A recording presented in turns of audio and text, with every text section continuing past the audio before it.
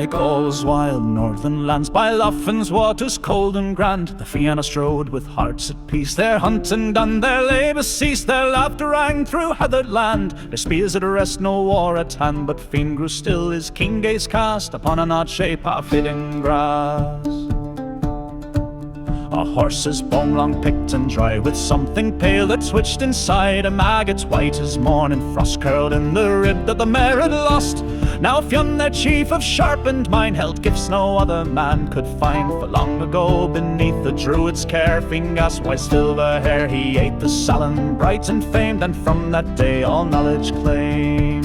Now all of life's truth sat deep in his thumb, and when he tasted it then the knowledge would come. Then Fionn with brow both stern and still bit down upon his thumb at will. He saw the bone, the crawling blight, the curse it bore, the coming fight. But beside him strode bold Conan tall, the loudest tongue in Fiona's hall. Why stare, said he, with such a face at a dead beast's rib in this fine place? You look as though it held some prize, some gem unseen by mortal eyes. Fionn did not glance nor lift his head. The maggot in that bone, he said, if cast into this lough so wide, will grow into a great beast with pride, a monster such as none have seen, to haunt the lough of Erin Green. Then Conan scoffed, well, let it drink, if thirst it has, then to the brink. He grabbed the bone with careless grin and flung it far o'er Lough Fin. It splashed, it sank, the ripples spread, and Fionn stood still and shook his head. You may just now, said Fionn at last, but you'll regret that throw so fast. Yet Conan laughed and slapped his thigh. A maggot, Fionn, will heroes die? But Fionn said naught and turned away. There still were deer to hunt that day, through forest deep and mountain bare. The Fianna roamed without a care, but deep beneath the lough's clear sheen a silent thing began to gleam.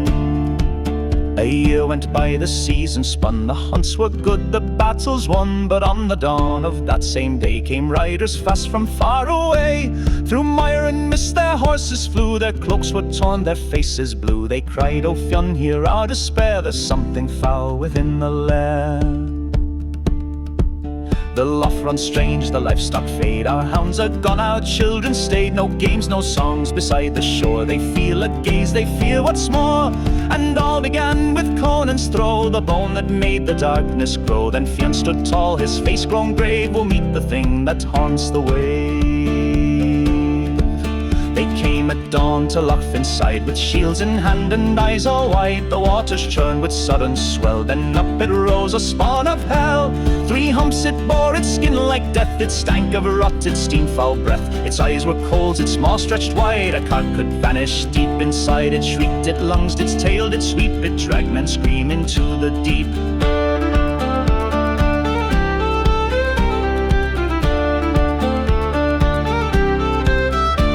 It snapped up deer mid swift and bold, and killed to necks with spear of gold. Then Conan's cries rang loud and clear, but still he vanished drowned in fear. It gulped down men like grains of sand, devouring half of Fionn's own band. The lake ran red with foam and gore, yet still the beast cried out for more, till only 4 yet held their ground. Fionn stood fast with gall renowned, Ozine his son with sorrowed eye, and Oscar young yet standing high.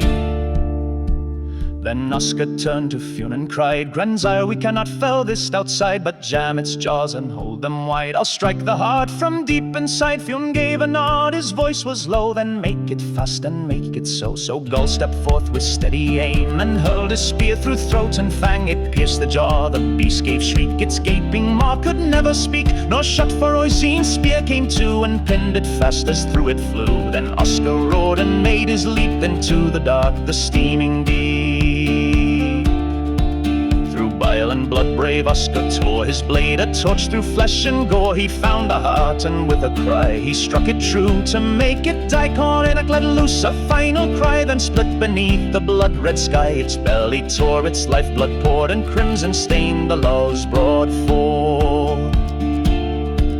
The Fianna tumbled bruised but whole, alive within that monster's bowl. The townsfolk came in silence grim, and Fionn looked out across the brim.